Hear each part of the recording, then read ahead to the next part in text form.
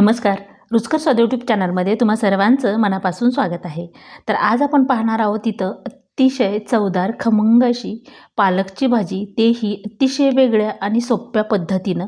ही भाजी करायला अतिशय सोपी आहे. इथं कुठलंही वाटण केलेलं नाही, ग्रेव्ही केलेली नाही, तर ही अगदी झटपट होते आणि चवीला इतकी भन्नाट अशी ही होते.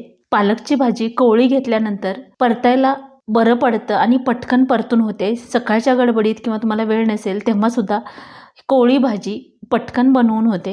पालकची भाजी चवीला सुद्धा खमंग होते आणि झटपट तयार होते. तर ही पालकची भाजी न खाणारे सुद्धा अतिशय मनातून आणि आवडीने खातील इतकी भन्नाट अशी होते. चला तर मग रेसिपीला सुरुवात करूया.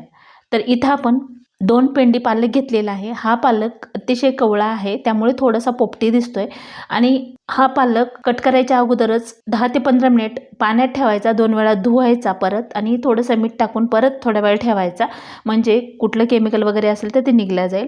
आता थोडेसे देठ जे आहेत ते बाजूला करायचे आहेत. इथं मी पालकच्या भाजीमध्ये ना जास्तीचे देठ घेतलेले आहेत, का तर ही पालकची भाजी अतिशय कवळी आहे, निब्बर बिलकुल नाही. आणि हिरवीगार आणि मोठ्या मोठ्या पानाची पालक असेल तर त्याचे फक्त पानं घ्यायचे, देठ घ्यायचे नाहीत, नाही तर त्यामध्ये ना खूप सारे असं दोऱ्या असतात, मग ते भाजीमध्ये तसंच राहतात. आता इथं कवळी पालकची भाजी असल्यामुळे मी देठसुद्धा बऱ्यापैकी घेतलेले आहेत. आता इथं अशी मुठ्ठी बांधून घ्यायची आणि त्यानंतर पालकची भाजी अतिशय बारीक अशी कट करायची आहे. बारीक कट केल्यामुळे भाजी परतायला बरं पडतं. कितीही गडबड असली ना तरी ती भाजी पटकन तयार होते. आता छान अशी ही भाजी कट करून घ्यायची आहे आणि मुठ्ठीमध्ये पॅक पकडली ना तर पातळ किंवा बारीक अशी भाजी कट करून होते. तर अशा प्रकारे कट करून घ्यायची आहे. ढाब्यावर किंवा हॉटेलमध्ये तुम्ही अशा प्रकारे खाल्ली असेल, आपल्याला त्यावेळेस कळत नाही की ह्या भाजीमध्ये काय काय टाकलं आहे, पण ही रेसिपी तुमच्यासाठी अगदीच खास आहे. न पालक खाणारे सुद्धा आवडीने किंवा मागून मागून खातील, हे मात्र नक्की. तर अशा प्रकारे छान असा हा पालक आपण कट करून घेतलेला आहे. आता अशा प्रकारे कट करून घेतल्यानंतर परत एकदा मध्ये मध्ये कट लावायचे आहेत. अशा प्रकारे छान अशी ही भाजी कट करून घेतलेली आहे. तर आता इथं मोठ्या शेगडीवर हंडी ठेवलेली आहे, त्यामध्ये 2 पळी तेल टाकून घ्यायचं आहे. तेल तुमच्या आवडीनुसार टाकून घेऊ शकता. तर पहिल्यांदा आपल्याला इथं भाजी परतून घ्यायची, त्यासाठी 1 कांडी लसण मी छान असा बारीक कट करून घेतलेला आहे. तेल कडकडीत गरम झालं की लसण परतून होतो. लसण खूप लालसर सुद्धा होऊ द्यायचं नाही. थोडासा लालसर झाला की आपल्याला त्यामध्ये जे कट करून घेतलेला पालक आहे ते टाकून घ्यायचं आहे. आणि इथं मोठ्या शेगडीवर ही भाजी करायची, म्हणजे जास्त वेळ परतायला लागत नाही. मोठा गॅस केला की पटकन परतून अशी होते. आता इथं ही भाजी टाकून घेतलेली आहे. भाजी टाकल्यानंतर भाजीमध्ये पाव चमचा मीठ टाकून घ्यायचं आहे, यामुळे भाजीला चव छान लागते. आता ही भाजी छान अशी परतून घ्यायची आहे.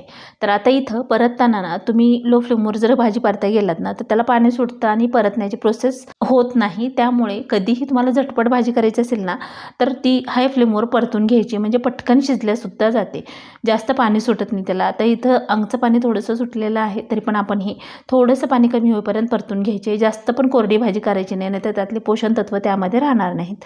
तर आता इथं अशा प्रकारे भाजी बघा अगदीच 1-2 मिनटामध्ये ही छान अशी परतून होते भाजी. ह्या स्टेजला आता ही भाजी आपण काढून घ्यायची आहे.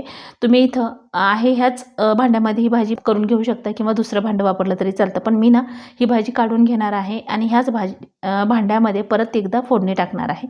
तर आता इथं बघा छान अशी भाजी आपली परतून झालेली आहे. लसणसुद्धा लालसर जशास तसा दिसतोय. तर आता इथं यापेक्षा कोरडी भाजी करायची नाही. आता ही भाजी आपण काढून घेऊया. आता ह्याच भांड्यामध्ये 2 पळी तेल टाकून घ्यायचं आहे. अगोदर पण आपण 1-1.5 पळी तेल भाजी परतण्यासाठी टाकलं होतं. तर 2 पळी तेल टाकून घेतल्याच्या नंतर हे तेल छान कडकडीत गरम होऊ द्यायचं आहे. आणि त्यानंतर आपल्याला इथं पाव चमचा मोहरी टाकून घ्यायची. तुमच्या आवडीनुसार इथं फोडणीसाठी जिरे किंवा मोहरी वापरू शकता. आता ही मोहरी छान तडतडू द्यायची आहे. कच्ची जर राहिली तर मध्ये अशी कचकच लागते किंवा टसटस अशी लागते, चवीला व्यवस्थित लागत नाही. मोहरी छान तडतडलेली आहे. आता याच्यामध्ये 2 चमचे बेसनपीठ टाकून घ्यायचं आहे. गॅस लो फ्लेमवर ठेवायचा आहे, म्हणजे बेसनपीठ करपणार नाही. आता इथं ना अगोदर भाजी परतून घेतल्यामुळे थोडंसं करपल्यासारखं वाटतं, पण करपलेलं नाही. लगेचच अद्रक लसणची पेस्ट टाकायची, म्हणजे तेलाचं टेम्परेचर कमी होतं. आणि टमाटरसुद्धा इथं मी 2 टमाटर कट करून घेतलेले आहेत. आता हे छान परतून घ्यायचं आहे. तर हाय फ्लेमवर परतायचं नाही, तर लो फ्लेम करून घ्यायची, थोडंसं हे सॉफ्ट होईपर्यंत. आणि परत थोडंसं मीडियम गॅस जर केला तरीही चालतं. आता हे 1-2 मिनटासाठी छान परतून घेऊया. जसजसं टमाटर सॉफ्ट होईल ना तसं तसं हे चिकटणं बंद होतं. का तर बेसन पीठसुद्धा बऱ्यापैकी भाजलं जातं आणि टमाटरसुद्धा पाणी थोडंसं त्याचं अंगचं सुटलं की चिकटणं बंद होतं. इथं 1 चमचा लाल तिखट, पाव चमचा हळदी पावडर, 1 चमचा किचन किंग मसाला टाकून घ्यायचा आहे. तुमच्या आवडीनुसार इथं गरम मसालासुद्धा तुम्ही वापरू शकता. आणि 1 चमचा धने आणि जिरेची पावडर टाकून घ्यायची आहे. गॅस अगदीच लो फ्लेमवर केलेला आहे आणि जर का तुम्ही मीडियम किंवा हाय फ्लेमवर हे मसाले टाकले तर करपू शकतात.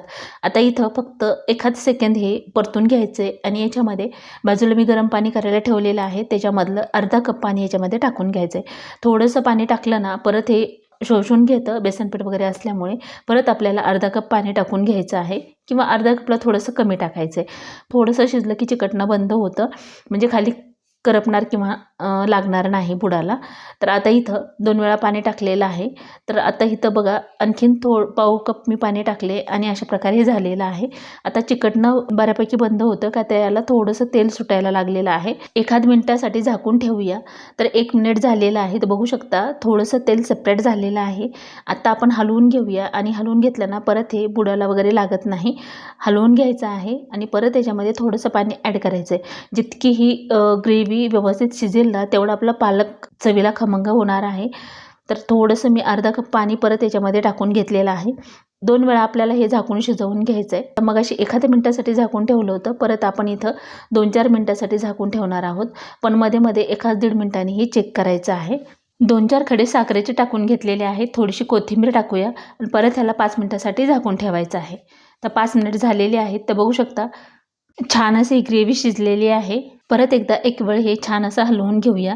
तर बघू शकता बुडाला वगैरे बिलकुल लागलेलं नाही. छान असं हे शिजलेलं आहे आणि चवीला इतकी भन्नाट अशी ही पालकची भाजी होते ना, न खाणारे सुद्धा ना मागून खातील. आणि गरमागरम ही भाजी आणि भात तर इतका भन्नाट लागतो. एकदा नक्की ट्राय करा.